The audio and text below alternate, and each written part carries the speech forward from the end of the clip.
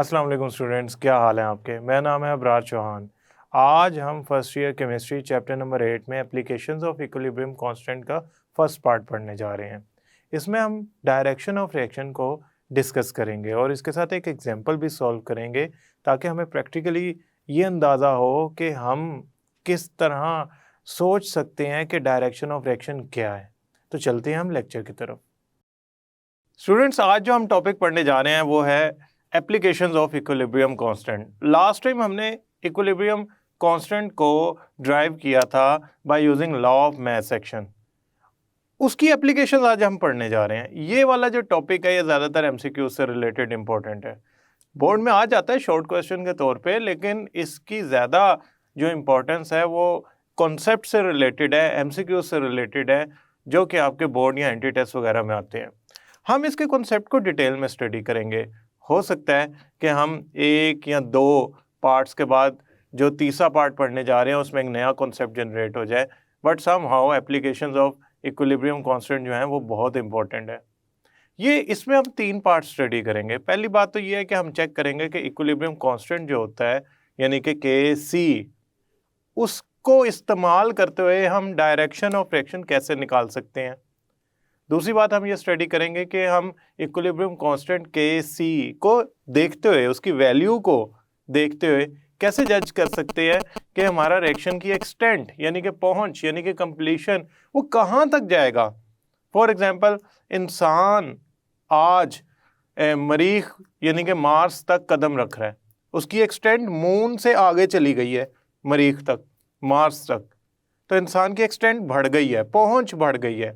Same इसी तरह अगर रिएक्शन कितनी हद तक कंप्लीट होता है, हम कहेंगे उसको कि ये रिएक्शन की एक्सटेंट है, ये रिएक्शन की पहुंच है। मसलन एक रिएक्शन 98% तक कंप्लीट होता है तो हम कहेंगे उसकी एक्सटेंट ज़्यादा है। एक रिएक्शन 10% कंप्लीट होता है यानी कि प्रोडक्ट सिर्फ थोड़ी सी बनाता है एज़ कम्पेयर टू रिएक्टेंट, तो हम कहेंगे कि उसकी एक्सटेंट कम है। तीसरी बात जो हम स्टडी करेंगे इसके अंदर वो ये है कि इक्विलिब्रियम कांस्टेंट पे कौन कौन से फैक्टर्स अफेक्ट करते हैं और इक्विलिब्रियम पोजीशन पे कौन कौन से फैक्टर्स अफेक्ट करते हैं, और ली शैटलियर प्रिंसिपल जो कि इससे नेक्स्ट टॉपिक है उसका थोड़ा सा जेनेरिक सा ओवरव्यू पढ़ेंगे हम थर्ड टॉपिक के अंदर। सबसे पहले हम पढ़ना शुरू करते हैं अपना ये वाला टॉपिक जिसके अंदर हम डायरेक्शन ऑफ रिएक्शन की तरफ चलते हैं। तो let's start with the application of equilibrium constant. Equilibrium constant को Kc से शो किया जाता है। It is technically the ratio of Kf forward rate constant divided by reverse rate constant. इसके अलावा ये इक्वल होता है प्रोडक्ट्स की कंसंट्रेशन डिवाइडेड बाय रिएक्टेंट्स की कंसंट्रेशन।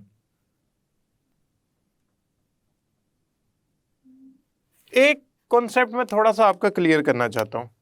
Kc की वैल्यू जो है ना, Kc की वैल्यू वो टेम्परेचर चेंज करने से चेंज हो जाती है, लेकिन कंसंट्रेशन और प्रेशर चेंज करने से चेंज नहीं होती।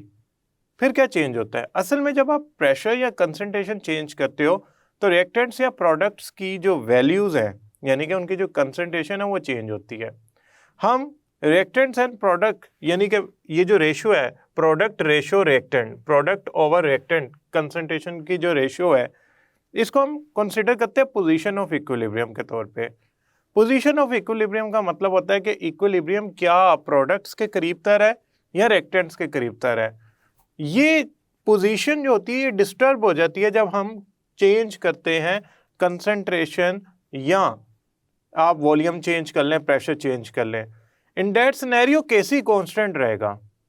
Kc की वैल्यू तब चेंज होगी जब आप टेम्परेचर चेंज करेंगे। फॉर एग्जांपल, आपके सामने ये अमोनिया जो कि हेबर प्रोसेस से प्रिपेयर की जाती है, उसकी Kc की जो वैल्यू है वो with respect to different temperature मैंने लिखी हुई है। आप देख सकते हैं कि मैं टेम्परेचर कम करता जा रहा हूँ, Kc की वैल्यू बढ़ती जा रही है, टेम्परेचर ज़्यादा करता जा रहा हूँ, Kc की वैल्यू कम होती जा रही है। तो आप इस पिक्चर में जो वैल्यूज़ देख रहे हैं Kc की वो डिफरेंट है विद रिस्पेक्ट टू टेम्परेचर। लेकिन जब आप कंसंट्रेशन और जो उसकी वॉल्यूम है या प्रेशर है वो चेंज करते हैं तो उससे पोजीशन ऑफ इक्विलिब्रियम डिस्टर्ब होती है, जो कि हमने नेक्स्ट टॉपिक में बड़ी डिटेल से पढ़ना है। अभी फॉर अ टाइमिंग आप यूँ समझें कि आपके पास जो इक्विलिब्रियम कांस्टेंट है ये एक कांस्टेंट वैल्यू है, इसकी चेंज सिर्फ टेम्परेचर से हो सकती है, जबकि जो पोजीशन ऑफ इक्विलिब्रियम है ना, it is a ratio of products and reactant. ये आपको ये बताएगी कि इक्विलिब्रियम प्रोडक्ट के करीब है या रिएक्टेंट के करीब है। यानी कि अगर प्रोडक्ट के करीब होगा तो जो पोजीशन ऑफ इक्विलिब्रियम होगी वो टुवर्ड्स द राइट साइड होगी। अगर तो वो रिएक्टेंट के करीब होगा तो पोजीशन ऑफ इक्विलिब्रियम जो है वो लेफ्ट साइड पे होगी। मैं यहाँ पे लिखता हूँ ये है आपके रिएक्टेंट्स, ये हैं आपकी प्रोडक्ट्स, और ये इनमें रिवर्सिबल रिएक्शन हो रहा है। और अगर तो आपकी position of equilibrium towards right side है, ठीक है, राइट साइड, तो इसका मतलब ये है कि आपकी पोजीशन ऑफ इक्विलिब्रियम ये शो कर रही है कि आपके रिएक्शन मिक्सचर के अंदर प्रोडक्ट्स जो हैं वो ज़्यादा होंगी एज कंपेयर टू रिएक्टेंट। और अगर position of equilibrium left side पे है तो रिएक्टेंट्स की कंसंट्रेशन जो होगी वो प्रोडक्ट से ज़्यादा होगी। अब पोजीशन ऑफ इक्विलिब्रियम निकालने का तरीका ये है कि सिंपली प्रोडक्ट और रिएक्टेंट्स की जो रेशियो है वो मेजर कर ली जाए।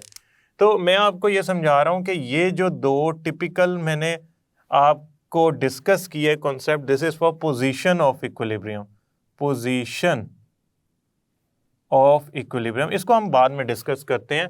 अभी जो मेरा काम था आपको समझाना वो ये था कि केसी की वैल्यू टेम्परेचर के साथ चेंज हो जाती है। अगर आप कंसंट्रेशन या रिएक्टेंट्स या प्रोडक्ट की कंसंट्रेशन कम ज़्यादा करते हैं तो केसी की वैल्यू को कोई इफेक्ट नहीं होता, वो कांस्टेंट रहती है, सेम फॉर द वॉल्यूम। खैर हम चलते हैं अपने पहले टॉपिक की तरफ, डायरेक्शन ऑफ रिएक्शन। स्टूडेंट याद रखिएगा केसी की वैल्यू से हम 3 एप्लीकेशंस को डिस्कस करने जा रहे हैं। पहली जो एप्लीकेशन है वो ये है कि डायरेक्शन ऑफ रिएक्शन को कैसे जज किया जा सकता है, ये पहली है। दूसरी है एक्सटेंट ऑफ रिएक्शन, पहुंच, रिएक्शन की पहुंच कहां तक है। और तीसरा हम पढ़ेंगे कि effect of variables, different effect of different variables या कंडीशंस।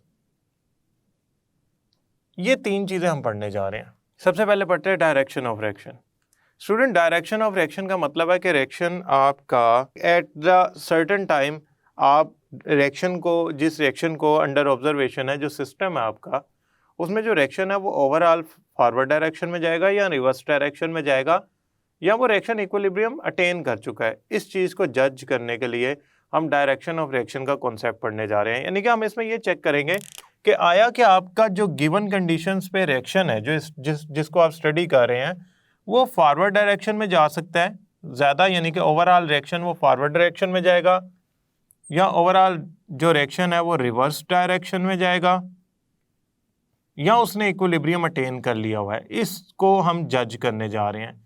स्टूडेंट याद रखिएगा कि जो केसी की वैल्यू होती है वो इक्वल होती है प्रोडक्ट की कंसंट्रेशन डिवाइडेड बाय रिएक्टेंट की कंसंट्रेशन एट इक्विलिब्रियम। यानी कि अगर आप इक्विलिब्रियम पे, जब इक्विलिब्रियम अटेन हो जाए, यानी कि जब rate of forward reaction rate of reverse reaction के इक्वल हो जाए, जब rate of forward reaction rate of reverse reaction के इक्वल हो जाए, एट दैट टाइम आपने जो प्रोडक्ट और रिएक्टेंट्स की जो रेशो लेनी है वो आपको केसी की वैल्यू जनरेट कर देगी। फॉर एग्जांपल, अगर मैं एग्जांपल के तौर पे लूँ तो मेरे पास जो इसकी एग्जांपल बन सकती है वो है ओजोन की। ओजोन होता है O3, it decomposes into O2 in a reversible reaction at 25 degree. और अगर मैं इसे बैलेंस करना चाहूँ, यहाँ 2 लगा दूंगा, यहाँ 3। इसके लिए जो केसी की वैल्यू आती है वो आती है 10 power 55, which is quite high. यानी कि ये वैल्यू शो कर रही है कि जो रिएक्शन है ना वो काफ़ी हद तक कंप्लीट हो जाएगा, और जो पोजीशन ऑफ इक्विलिब्रियम है वो टुवर्ड्स द राइट साइड है, क्योंकि इसमें जो केसी की वैल्यू लार्ज है वो इंडिकेट कर रही है कि प्रोडक्ट बहुत ज़्यादा बनेंगे। खैर समहाउ अगर आप इक्विलिब्रियम पे ये कंसंट्रेशन फाइंड करते हैं तो आपकी जो प्रोडक्ट और रिएक्टेंट की कंसंट्रेशन की रेशियो आएगी वो 10 पावर 55 के इक्वल आती है। स्टूडेंट अगर मैं यही प्रोडक्ट कंसंट्रेशन और रिएक्टेंट कंसंट्रेशन की रेशियो फाइंड करूं eight any time, means equilibrium के बजाय एट एनी रैंडम टाइम या किसी और वक्त पे, रैंडम टाइम से आप कहते हैं कि आपने इक्विलिब्रियम अटेन होने का इंतज़ार नहीं किया, या आपका इक्विलिब्रियम अटेन होता है किसी रिएक्शन का एट सर्टेन टाइम, आपने उस टाइम के बाद जो प्रोडक्ट और रिएक्टेंट की रेशियो है वो फाइंड की, यानी कि इक्विलिब्रियम से हट के अगर मैं प्रोडक्ट और रिएक्टेंट की रेशियो फाइंड करूँ एट एनी टाइम टी, मैं रैंडम की बजाय एट एनी टाइम ही कंसीडर कर लेता हूँ, तो उसको हम क्यूसी से डोनेट करते हैं, अगर आप डिनोट करते हैं। हमने केसी यानी कि प्रोडक्ट और रिएक्टेंट की रेशियो, ये जो वैल्यूज हैं अगर इक्विलिब्रियम पे लेंगे तो वो केसी कहलाएगी, अगर हट के किसी भी टाइम पे प्रोडक्ट और रिएक्टेंट की रेशियो लेंगे तो वो क्यूसी कहलाएगी। क्यूसी और केसी में बहुत बड़ा फर्क है। एक रिएक्शन है, उस रिएक्शन में जो कंसंट्रेशन है वो इक्विलिब्रियम पे ली जाएं तो वो केसी की वैल्यू जनरेट करेंगी, और अगर मैं ये जो प्रोडक्ट और रिएक्टेंट की रेशियो है ये मैं लूँ किसी भी टाइम पे, से मेरा रिएक्शन स्टार्ट हुआ ही है, 2 सेकंड गुजरे हैं, मैंने वहाँ से प्रोडक्ट और रिएक्टेंट की कंसंट्रेशन का सैंपल लिया और चेक कर लिया, वो क्यूसी की वैल्यू देगी। क्यों? अभी इक्विलिब्रियम अचीव नहीं हुआ। तो लिहाजा मैं इन दो वैल्यूज़ को कंपेयर करके डायरेक्शन ऑफ रिएक्शन की तरफ आना चाहूँगा, और ये निकाल भी सकते हैं डायरेक्शन ऑफ रिएक्शन। देखिए बात यूँ है कि अगर मैं बात करता हूँ से मेरे पास एक रिएक्शन है, उसका जो केसी है वो है 4 एट 25 डिग्री, क्योंकि मैं टेम्परेचर चेंज करूँगा केसी चेंज हो जाएगा। से ये रिएक्शन जो है जेनेरिक रिएक्शन है, A plus B make C in a reversible reaction. Student, अगर आपने फाइंड किया क्यू सी तो वो निकला 2.5 एट 25 डिग्री, मीन्स अगर मैं इक्विलिब्रियम पे प्रोडक्ट और रिएक्टेंट की रेशियो निकालता हूं तो वो 4 निकलती है। अगर मैं किसी और टाइम पे, से रैंडम टाइम पे प्रोडक्ट और रिएक्टेंट की रेशियो निकालता हूं तो वो 2.5 निकलती है। इन that scenario for the same reaction, in that scenario में इन दो वैल्यूज को कंपेयर करके डायरेक्शन ऑफ रिएक्शन का नजरिया या कॉन्सेप्ट आपको बड़ा बेहतरीन बता सकता हूं। देखें, क्यूसी की वैल्यू कम है, इसका मतलब इक्विलिब्रियम अटेन नहीं हुआ, अभी बात इक्विलिब्रियम से पीछे है। पीछे होने का मतलब ये है कि अभी रिएक्शन ने इक्विलिब्रियम की तरफ जाना है। ये ऐसे ही है जिस तरह मेरे घर से मेरे कॉलेज तक का, जहां मैं पढ़ाता हूं, फासला है 10 किलोमीटर का, और मुझसे मेरा कोई दोस्त फ़ोन करके पूछता है कि आप किस जगह पे हैं या कितने फासला आपने कवर किया है, तो मैं कहता हूं कि मैंने 2 किलोमीटर कवर किया है। इसका मतलब 8 किलोमीटर अभी रहता है, यानी कि मैंने अपनी इक्विलिब्रियम पोजीशन या कॉलेज तक पहुंचने से पहले ही दोस्त को बताया कि मैंने अभी पूरा फासला कवर नहीं किया। सेम इसी तरह अगर आपकी इक्विलिब्रियम पोजीशन से पहुंचने से पहले अगर मैं कोई वैल्यू फाइंड करता हूं तो वो मेरी क्यूसी की जो रेशियो है वो केसी से कम आएगी, यानी कि अभी आपका इक्विलिब्रियम पे ये बात नहीं पहुंची। तो इक्विलिब्रियम पे बात नहीं पहुंची, इसका मतलब क्यूसी जो है वो अभी कम है केसी से, यानी कि पहली मैंने कंडीशन क्या अज्यूम की है कि जो क्यूसी है वो लेस है केसी से, यह दिस इज फर्स्ट कंडीशन। अगर क्यूसी केसी से लेस होगा ना, इसका मतलब है कि अभी आपकी प्रोडक्ट और रिएक्टेंट की रेशो इक्विलिब्रियम प्रोडक्ट और रिएक्टेंट की रेशो के बराबर नहीं हुई। इसको बराबर होने के लिए क्या करना पड़ेगा? सीधी सी बात है, अगर क्यूसी केसी से लेस है तो रिएक्शन जो होगा वो इक्विलिब्रियम की तरफ भागेगा, यानी कि वो फॉरवर्ड डायरेक्शन में जाएगा ताकि क्यूसी की वैल्यू इंक्रीज और केसी के बराबर आ जाए। अब आप कहेंगे ऐसा क्यों है? देखें, ये वाला जो रिएक्शन है या कोई भी जनरल रिएक्शन में हम एक चीज देखते हैं, जो केसी की वैल्यू होती है ना वो इक्वल होती है प्रोडक्ट ओवर रिएक्टेंट की रेशो के, यानी कि आप यूं समझ लें जो केसी है ना वो डायरेक्टली प्रोपोर्शनल है प्रोडक्ट की कंसंट्रेशन के। तो अगर मैं केसी की वैल्यू बढ़ाना चाहता हूं तो प्रोडक्ट की कंसंट्रेशन बढ़ानी पड़ेगी। प्रोडक्ट की कंसंट्रेशन कब बढ़ेगी? जब रिएक्शन फॉरवर्ड डायरेक्शन में जाएगा। क्यूसी कम है, यानी कि क्यूसी की वैल्यू प्रोडक्ट और रिएक्टेंट की रेशो कम है, यानी कि प्रोडक्ट की तादाद कम है, प्रोडक्ट की कंसंट्रेशन कम है, तो उसको बढ़ाने के लिए रिएक्शन किस डायरेक्शन में भगाना पड़ेगा, ले जाना पड़ेगा, या जाएगा, वो जाएगा फॉरवर्ड डायरेक्शन में। क्यों? ताकि प्रोडक्ट की कंसंट्रेशन बढ़े, प्रोडक्ट और रिएक्टेंट की रेशो की वैल्यू इंक्रीज करे और जो इक्विलिब्रियम पोजीशन पे रेशो आनी चाहिए उसके बराबर वैल्यू आए। So whenever we have QC less than KC तो रिएक्शन इक्विलिब्रियम से पीछे है और वो प्रोडक्ट ज़्यादा से ज़्यादा बनाने की कोशिश करेगा ताकि आपका जो मिक्सचर है वो इक्विलिब्रियम अटेन कर ले। क्योंकि किसी भी रिवर्सिबल रिएक्शन ने अल्टीमेटली तो इक्विलिब्रियम ही अटेन करना है, उसकी तो कोशिश होगी कि मैं किसी ना किसी तरह इक्विलिब्रियम अटेन कर लूं। दूसरा, व्हाट इफ मेरी क्यूसी की वैल्यू यानी कि अब तो 2.5 आई ना, मैंने फाइंड की क्यूसी की वैल्यू आई 7.5, यानी कि इक्विलिब्रियम कांस्टेंट से बड़ी वैल्यू आ गई क्यूसी की। अब क्यूसी की जो वैल्यू है वो इक्विलिब्रियम कांस्टेंट से बड़ी आ गई। इन दैट केस क्या होगा, इसको समझने के लिए दोबारा एग्जांपल लेते हैं। मेरा कॉलेज था 10 किलोमीटर दूर, तो मुझे मेरे दोस्त ने फ़ोन किया कि आप कहाँ तक पहुँचे हैं। मैं कहा यार मैंने 20 किलोमीटर का फासला तय कर लिया है। वो कहेगा आपका कॉलेज 10 किलोमीटर जो है वो आपके घर से दूर है, आप 20 किलोमीटर कैसे चले गए, आप तो कॉलेज से आगे निकल गए हैं। सेम इसी तरह अगर क्यूसी की वैल्यू यानी कि प्रोडक्ट और रिएक्टेंट की रेशो केसी से बड़ी आ गई, इस मींस मैं इक्विलिब्रियम से आगे चला गया हूँ। अब मुझे इक्विलिब्रियम पे वापस आना है, तो मेरा रिएक्शन किधर जाएगा, बैकवर्ड जाएगा, रिवर्स में जाएगा। तो मैं कॉलेज के लिए वापसी का रास्ता तय करूंगा, मैं रिवर्स डायरेक्शन में जाऊंगा। इसको समझे, क्यूसी की वैल्यू इंक्रीज कर गई है, यानी कि प्रोडक्ट और रिएक्टेंट की रेशो बढ़ गई है इक्विलिब्रियम पे जो आनी चाहिए उस वैल्यू से। यानी कि मैंने कहा कि मेरी केसी आनी चाहिए 4, आ गई है किसी रैंडम टाइम पे 7.5, तो इसका मतलब प्रोडक्ट्स जो इक्विलिब्रियम मिक्सचर पे होनी चाहिए उससे ज़्यादा बन गई हैं, तो रिएक्शन रिवर्स डायरेक्शन में आएगा ताकि आपका इक्विलिब्रियम मिक्सचर में जो कंसंट्रेशन है वो प्रोड्यूस हो सके, वो बन सके। चूंकि क्यूसी की वैल्यू ग्रेटर होने का मतलब है कि we have moved away from the equilibrium, और हमारा इक्विलिब्रियम अभी आया नहीं, हम उसकी वैल्यू से क्या करते हैं, एक किस्म का आगे निकल गए हैं। इन दैट सिनेरियो हमारा जो ओवरऑल रिएक्शन है वो रिवर्स डायरेक्शन में आएगा ताकि इक्विलिब्रियम मेंटेन कर सके। लास्ट कंडीशन जो अब अच्छा, ये अगर आपको आती हैं वैल्यूज़ जनरेट करने के लिए तो आप इसमें बहुत सी एग्जांपल दे सकते हैं। ये मैंने दिए, ये बुक की ही एग्जांपल है।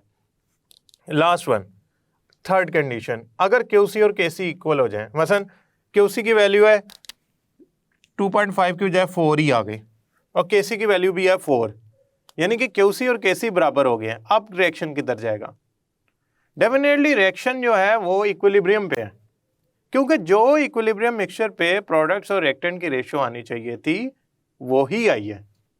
इसका मतलब क्या है, इसका मतलब ये है स्टूडेंट्स कि आपके क्यूसी की वैल्यू जो आप समझ रहे थे वो असल में केसी की वैल्यू आप फाइंड कर चुके हैं, यानी कि आप इक्विलिब्रियम पे कंसंट्रेशन का सैंपल ले चुके हैं। तो अगर आपकी क्यूसी की value at any time t KC की वैल्यू के बराबर आए तो इन दैट सिनेरियो आपका ओवरऑल रिएक्शन ना फॉरवर्ड जाएगा ना रिवर्स जाएगा, बल्कि वो इक्विलिब्रियम पे आ जाएगा। आप यूँ समझें मैंने अपना एक मुकर्रर फासला तय करके कॉलेज पहुँच गया, अब मैं ना कॉलेज से आगे 2 किलोमीटर जाऊँगा ना पीछे जाऊँगा, बल्कि मैं जहाँ पहुँचना था मैं वहाँ पहुँच चुका हूँ। सेम रिएक्शन के साथ भी होता है। तो थर्ड कंडीशन हमारे पास, third condition QC is equal to KC, तो मैं कहूँगा इक्विलिब्रियम आ गया। EQ स्टैंड फॉर इक्विलिब्रियम, तो अगर QC की वैल्यू KC के इक्वल आ जाए तो इसका मतलब इक्विलिब्रियम आ गया। स्टूडेंट इसको प्रैक्टिकली समझते हैं। देखें एक रिएक्शन है, कार्बोक्सिलिक एसिड अल्कोहल से रिएक्शन करके एस्टर और वाटर बनाता है, इसका जो KC है वो है 4।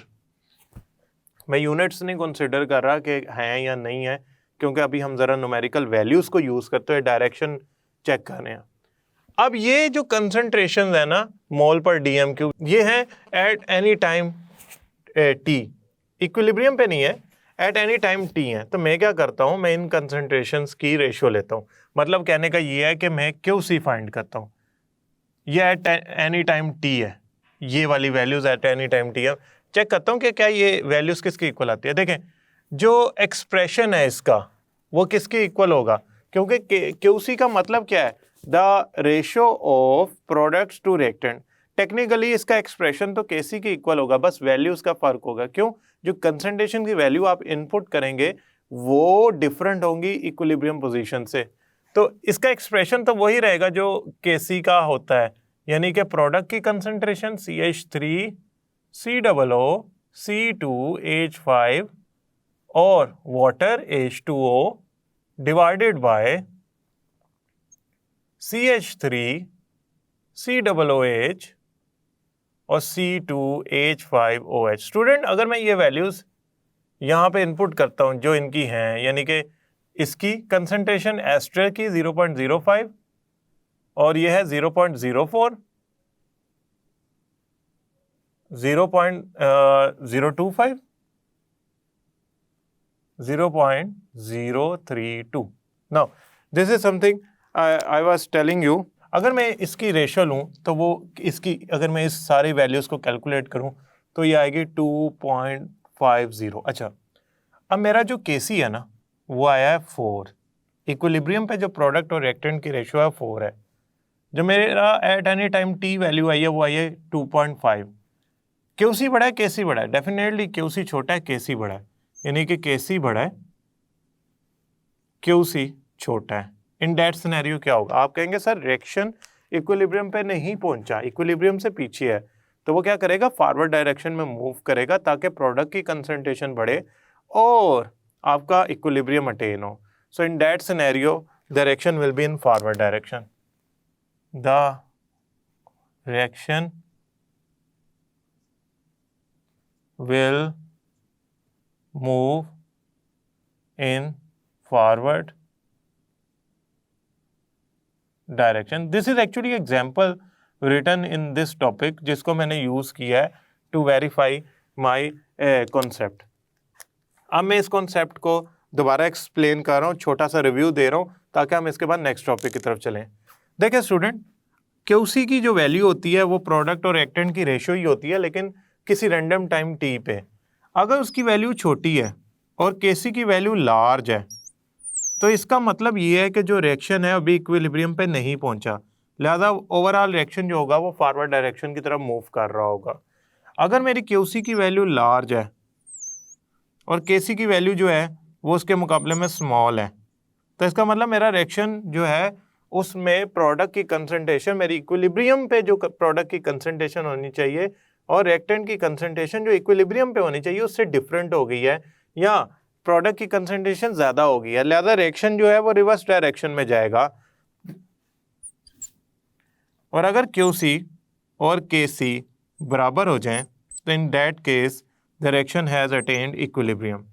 सो this is how actually we check के हमारे पास इक्विलिब्रियम आया है या रिएक्शन फॉरवर्ड डायरेक्शन में जाएगा या रिएक्शन रिवर्स डायरेक्शन में जाएगा, और उसकी वजूहात मैंने आपको एक्सप्लेन की हैं।